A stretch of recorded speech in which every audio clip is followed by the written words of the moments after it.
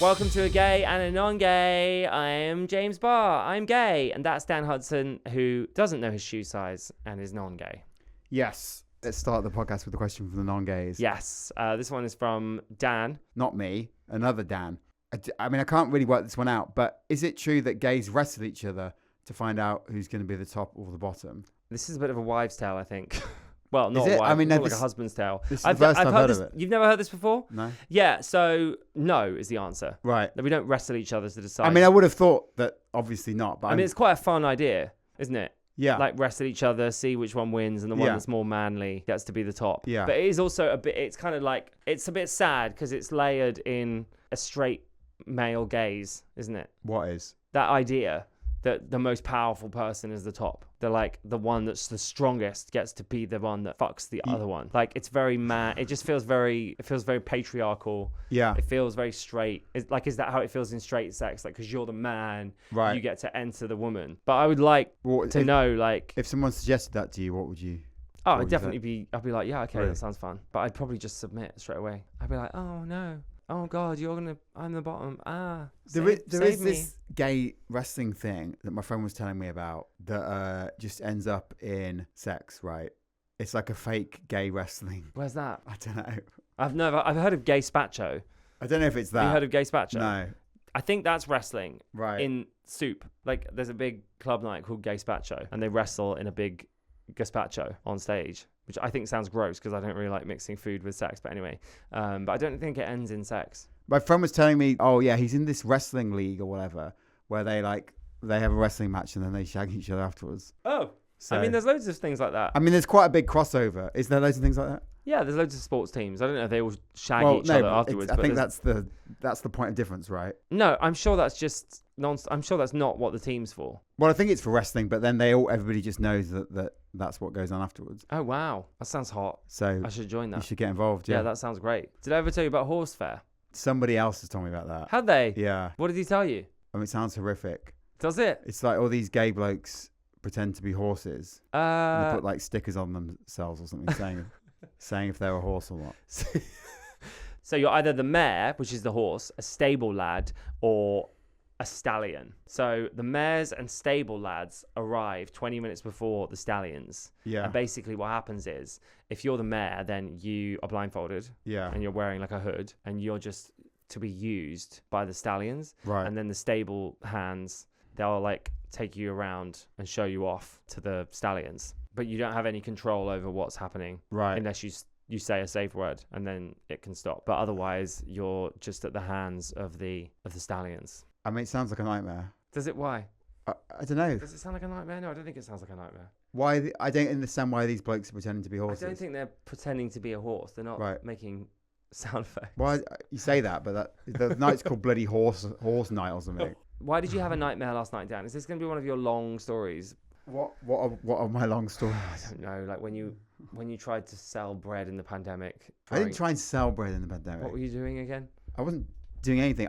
I went to a food bank, as you know. You stole bread from a food bank. I went to a food bank. I didn't steal. You went to take food to a food bank and actually took food from the food bank. Yeah. Let's not get into that. No, we don't need to. But is it going to be like one of those stories? We'll just put a note in the episode. You can listen back to it. Well, I wouldn't bother, to be honest. I think you got the crux of it. Yeah, but just is this going to be like when you went to blind yoga and you're not blind? Sort of. It's one of those stories. I don't know how to describe these Dan stories, but it's going to be one of those. Again, the way. So fans of Dan stealing from a food bank and also using stealing from blind people, taking a spot at a blind yoga class in Seattle, are going to love this story. Yeah, just on that. That's James's interpretation of both of those things. Neither of those things are as he said. Please go back and listen. Please just take my word for it. Before cancelling me. It's okay to be cancelled. No, it's not. Yeah, it is. It's not. You can be cancelled. Anyway, right. Here's the tea. We got nominated for the British Podcast Awards last night, right? In the category, not for the first time, not for the second, third, fourth, fifth time. Or the last time.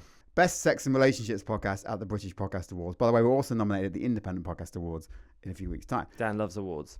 James doesn't. I can explain why if you want me to, but I do also want to hear your story. Anyway, we got nominated at the British Podcast Awards. The nature of this is changing quite a bit because it used to be quite a small independent thing. It's now like a huge corporate beast. And because of that, the cost has gone up quite a bit. Yeah, it's right? like 500 quid to go. So although I believe there are like exceptions for independents or whatever. I just think it's like they're just taking advantage of people. Anyway, I've been every time we've been nominated, but this time round, I don't live in London anymore. And because the cost was quite high, I was like, And James didn't want to go. And I was like, do I need to go to this? Anyway, it turned out I had a gig on the same night. But I had said to the promoter, I need to like leave early because it's the British Podcast Awards. He said, yeah, that's fine. Like, I'll put you on in the first half. These two things are next to each other, literally. Fine. I had a brief conversation with James about buying tickets or whatever. And James was like, why don't you just hold your nerve, because they'll strongly suggest that you buy a ticket, right? If you've won and you're not scheduled to be there. So I thought, actually, that's a good idea. In the meantime, tons of other stuff's been going on. I've been getting pulled from pillar to post, buying a house, yada, yada, yada, yada, yada. Comes to the week of the podcast awards, and I'm like, I haven't. This is such a long story. Yeah, but this is life, isn't it? Life is long. Not really. I bought a ticket. I thought I'll just buy a ticket. Yeah. And then it sold out, and I was like, so I can't go now. But I'd already said to the promoter that I needed to leave at half time. So half time? You mean interval? The interval, yeah. Darling, this is showbiz, okay?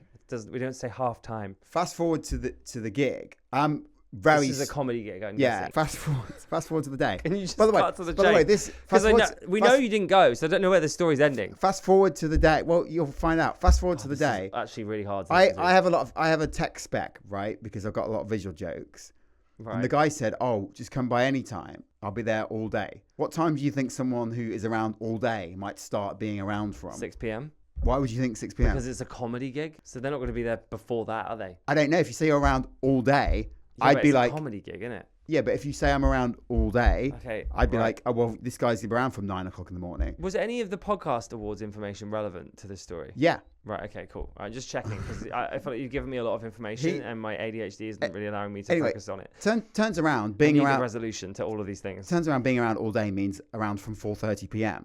i.e. the end of the day. Yeah. Anyway, I get there, and as you can imagine, most normal people, like anybody who's done a tech thing, it doesn't work. So you have to assign, an hour to sort out the tech or whatever. For a 10-minute spot?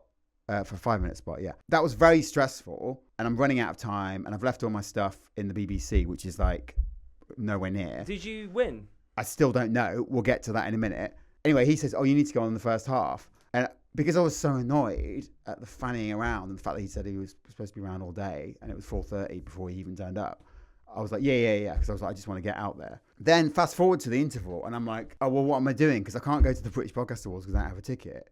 But I've said that I need to go. But then I've also got two friends in the audience who need to stay, right? Because they have to vote for me. And I decided, I'll just leave, right? Why? Well, because I've already said that I've got to go. It's batshit crazy to then be like, I need to go to the British Podcast Awards and then be like, actually, I didn't need to go. Why? What do you mean, why? You just say, I don't need to go, by the way. I'm staying now. I cancelled it. I wanted to stay here. Right. Well, I didn't do that anyway. Why can't you just tell the truth? Well, because I used to, and most of the time I do tell the truth because nobody else does around me. That's such a weird thing to do. It becomes that's very odd. That's a bizarre thing to do. Anyway, so now I'm in this situation where I'm like, where am I going to go? Yeah. So what did you do? Well, I was going to go home, but all the trains were fucked. Can you just cut to the end of the story, please? So I went at half time. This better be worth it. In the naive. It's called an interval, darling. I went in the interval under the naive assumption somebody would let me know whether I got through or not. And we're now 14 hours later and I still don't know. I think that means you didn't. Well, maybe. But honestly, I mean, in the bit that I saw, I was unquestionably the best one. If you didn't hear, then you probably didn't. Maybe. But I'm like, is anybody ever going to tell me? Because what about your friends that were in the audience that you left? They leave and then it's decided. Oh, you're telling the story so bad. Well, I'm not. Can I sum the story up for you in like one sentence? I was in a competition for New Comedian of the Year and I had to leave halfway through for an event that I didn't actually go to in the end. But they haven't told me whether I got through or not yet. Yeah. Done. Well, I took literally 20 seconds to tell the story. You gave me so much information that literally I did not need, Dan. Okay, well, I'm exhausted. I've just been in a state of frenzy ever since. And I've been because I'm like, I need to know. Why don't you just ask them? Do you not think I've tried that? I have no idea whether you tried that or not. I emailed and said, can you just let me know at like 11 o'clock last night, Okay. no response. It's now 1 p.m. the next day, no response. I phoned them, no response. I went to the venue, no response. I Okay. don't know what else to do. But it's like causing severe stress. Like I literally got on the wrong train last night because I was thinking about this at the same time. You should have just stayed. Once I'd left, I left. I don't know how to help you though. Well, I don't know. You do seem entirely triggered, and I Yeah. have no idea how to help you. I don't know what to do. I need to book flights to New York, and it's all been contingent on this. Is this guy just? Is he I just don't think it's that important. That's Well, what- to me, it is that important. Like, and I'm telling you as a friend to your career, I don't personally think this is that important for your career long term. So I would just continue with your life and live it happily, not worrying about that isn't really an option. And at this point, that's my advice. Okay, well, But I don't have any other advice. Okay, well, you don't have to listen to it though. Well, even if I was going to listen to it, I'm too far into the rabbit hole. Yeah. Now, I really hope you find out. Well, I just don't think I will. I don't think they're ever going to tell me, which I guess means that I didn't. But that would be quite a gear change from where we were when I was there. It's funny though. I'm so like, yeah, all these competitions, just like, God, I do not like none of it matters. Well, I mean, it doesn't. It doesn't. Well, Catherine Ryan never won Best Comedian or Edinburgh Fringe Comedian of the Year. But Mo never. Rob Beckett. Or Mo never did. went to Edinburgh at all, and these are really successful people. None of these awards matter. They don't not matter, do they? Like they're not necessarily needed potentially, but they don't matter as much as you're acting like they matter. Well, but amazing that you did it. Congrats. Well, thanks. Yeah. I'll be invoicing you for this therapy session. I'm getting increasingly frustrated with like customer service in the UK since COVID. Nobody wants to do any work anymore, and that's fine. It's great banter. What a sweeping statement! Smash the system or whatever. What a sweeping statement! All that means is that I'm having to pick up work that these people don't want to do. Yeah, I know. Actually, I did see you in Starbucks yesterday making your own latte. That was crazy. Can't believe you had to go behind the counter to do that. My God.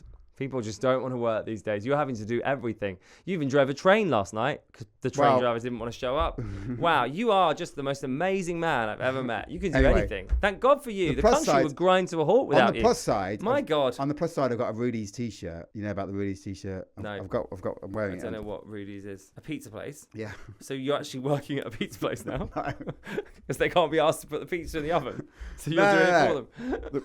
God, I honestly can't with you. Big up Rudy's. I don't know how you haven't heard about this. If you get a Rudy's t-shirt, I don't want one. Well, you do. You definitely do want one. Because you get free pizza. How? If you get a Rudy's t-shirt, you get a free pizza and a free Negroni. Every time you wear it? Yeah. Until the end of this month, yeah. Why? Because it's the promotion. How much is the t-shirt? 35 quid. Oh, that's not a good promotion. Why? Well, because how many pizzas are you going to eat? Well, I've already had like 10. Oh my God. I'm averaging like twice a day, lunch and dinner at the minute. That's so bad for you. No, it's not. What veg are you getting? I'm getting mostly getting veggie pizzas. Right, okay, all right. I'm also training for a marathon. Are we going now? We can do. You'll have to pay. Why? Because you ain't got a t-shirt. Thanks for listening to A Gay and A NonGay. God. See you soon. Bye.